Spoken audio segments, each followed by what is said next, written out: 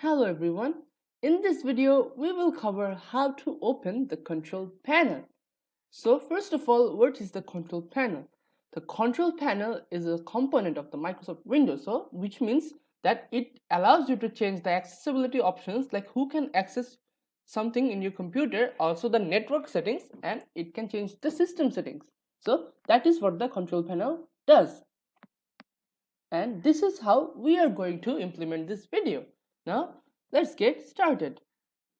So now we are back at my desktop. So all I have to do is go to type here to search, type the control panel, and it is already here. I will just click on this and now it is open. So what can I do in this control panel? I can change the account type in the control panel. I can review the system and security of my computer. These are the system and security things. Now I can view the network status and the security things. Network and internet, it is showing everything. And now this is the hardware and sound, and this is the programs. I can uninstall a program from here. So this is what the control panel does and how to open it. Now let's have a look at the summary.